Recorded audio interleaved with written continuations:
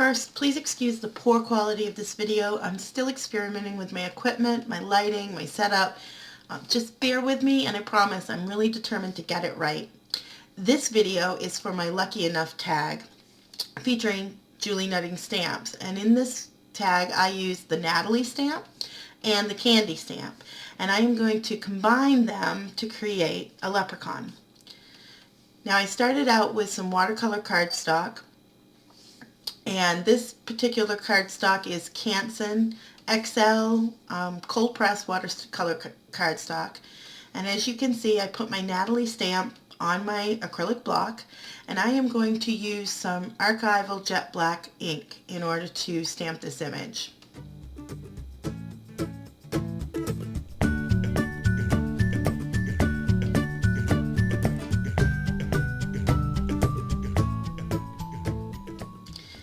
I'm not paying particular attention to the skirt portion of this stamp because I know that I really just want the upper portion and her legs, because I'm actually going to use the candy skirt that I'm going to piece onto her afterwards. So I press down and I get a nice clear stamped image. So now it's time for me to do the same with the candy stamp, and as you'll see, I'll really just be paying attention to the skirt portion of this stamp. This is a really neat way to make your stamps go even further, especially these Julie Nutting stamps. So you can take the outfits from one doll and add them to the other, even the legs from one doll and add them to the other. Now I'm going to start stamping on some colored cardstock and some decorative cardstock in order to get my clothes. And we're going to start out with this printed green cardstock. It's a kind of an olivey color, and I'm going to do her jacket and her sash in that. And then I found this really pretty, I kind of was playing around with the different colors here. I always do that, but I fell in love with this kind of clover green, and I believe it was a color box 6x6 cardstock pack that I bought. And so I did her shoes first, and when I pointed out was they came out a little fuzzy, but because I'm going to fussy cut those, it really didn't matter. I'll just cut out the fuzzy portion that was around them. And now I'm going to stamp the skirt. And I flipped it over, and I'm going to do it on this other side. There were two different textures. One is kind of a linen finish texture, and the other side was smoother. The shoes were on the smoother side, and I really wanted the linen texture for the skirt so that it mimicked fabric.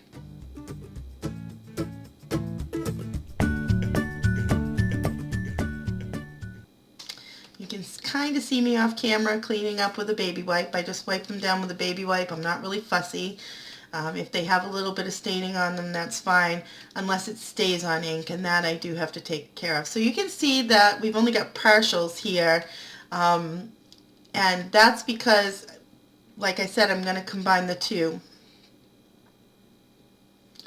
Now I'm taking my Copic markers, and I'm using, I think this is Skin White, I think it's now called Cotton White, and putting down a basic color. I'm also going to use the Barely Beige Copic, and I believe it is the Sand Copic as far as coloring her skin tone. Now, as I'm going through this, and if the video was clearer, you'd be able to see that I didn't wait long enough for my jet black ink to dry. I tend to be a little impatient. Funny that. And in certain places, particularly on the legs, it kind of smeared. And I'll show you how I dealt with that afterwards. Now this Copic marker is, I'm trying to check my thing here, I believe that was the Mignonette color, and then I went back in with a lime green Copic and darkened that up a little bit, really just giving it a little bit of shading and flow to make it look good. Now, the funny thing is, you just saw me stamp this same skirt image onto cardstock that I am going to use as the fabric of the skirt.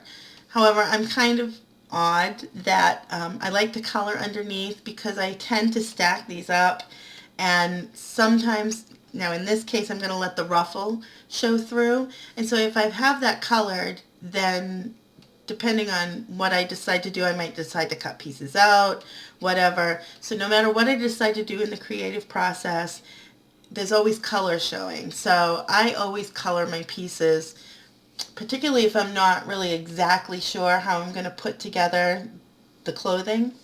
And that kind of gives me a backdrop in case I have some of it peeking through or whatever. It will work. Now I'm going to fussy cut, and I'm going to cut out my doll. And this is Natalie. And you can see that I didn't color her jacket or any of that because I knew exactly, well, I hadn't at this point. I do go in and color a little bit, I think, afterwards. But at this point, I didn't think I was going to. And then I decided, well, yeah, I probably should do the jacket. That's me. But you'll see that the skirt is a little too short. So her skirt was showing, so I decided I was going to have to do some surgery on Natalie. And so I cut her apart. I took her legs apart from her body and just pieced her back together with the skirt. Very, very simple to do. And again, another great way, you know, of using your stamps in different ways. Now I just showed you the Scotch quick dry glue, my favorite glue to use with these dolls as far as layering the clothing or whatever. It dries so fast, grabs really quick, and I put it in a fine line bottle. I bought some empty fine line bottles, I believe on Amazon.com, and filled it with my quick dry glue. I also have one that has my Liquitex matte medium in it, and it is so easy to get very, very precise with the glue. So this is my go-to as far as a liquid adhesive. I wanted to place the legs just so, and as you see, I just hold on to it for a minute. Now this is sped up just slightly, but I really don't have to hang on to those very long at all before they really grab, and they're dry really quickly. And for an impatient person like me, that works really well. Now I've got her put together, and I've fussy cut out all the clothes. I drew my own leprechaun hat. I happened to pull it up on my iPad, looked for some images for leprechauns, took a peek at the hat, and I just sketched a simple one out, and then went in and colored it, added a band and a little gold buckle, and you can see me there adding some highlights with my white Jelly Roll pen. I just kind of made it my own. You could, of course, go on and print one out and cut it out and do it that way as well. For me, it was just a pain in the butt to fire up the printer, so I just drew it. And you see me doing some shading here with some Faber-Castell big brush markers.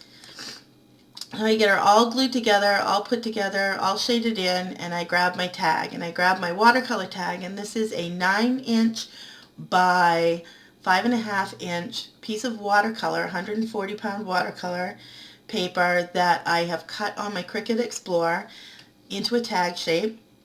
I do the same thing with a medium weight chipboard, which is very heavy, very sturdy, and you'll see me mount this onto that afterwards so that it's nice and sturdy and it's a display piece. And what I'm doing here is I'm taking some painter's tape and my distress inks, and I've listed all of my distress inks on this blog post, and I'm just taking my blending tool and I am going down through with colors of the rainbow, and I'm making a rainbow with that distress ink.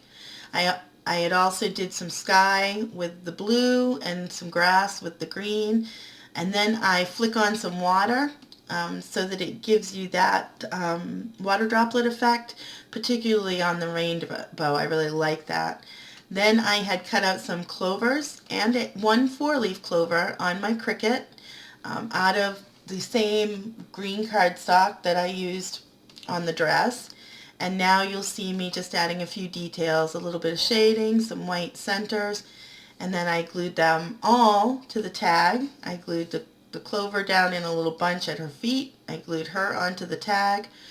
Now I'm outlining it with my Pitt pen, which is Black India ink, just to give it some pop so that it'll pop off from there. You will notice that what I did not mention was where I had colored her legs and the black ink had smeared. I decided to make her some striped tights to cover that up, and so I just stamped the legs onto some white cardstock and made my own little green stripes on there, and gave her some little tights to cover up my boo-boo.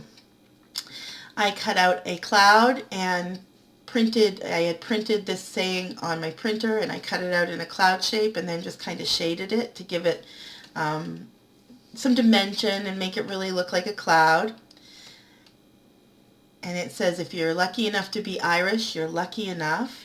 It's a favorite saying of some friends of mine that I used, so I really like that, and I like making it in the cloud shape to put on top of the rainbow, kind of fit right in with the sky. So you just see me shading here with some of my Copics, and I'm just going to use some foam tape, and I am going to pop that on there, and it'll give it some dimension. And I didn't use foam tape on my doll this time. I actually just used my my score tape, which I love my score tape, I love my foam tape. And now I'm taking some sequins, and I am going to, well, these are foam dots that I'm putting underneath the clovers, just to pop out a few, especially the 4-leaf clover. I want it to pop out. It's a slightly different color, and I want it to have some dimension. And some of the lower clovers I want to have dimension, so I use some foam dots. And some glossy accents I'm going to use on the band of her hat and on her shoes. And then I added a few crystal and yellow sequins to it. And I actually tied it with a glittery bow, and you can see the glitter strands there. But here is a closer look. Since the video was so poor, I decided to put some of these pictures in so that you could see the detail, because it was a very detailed item. You can see her tights there that I added to cover up my boo-boo. I really love the way that this came out. I love my Julie Netting dolls, and it's so much fun to use them this way.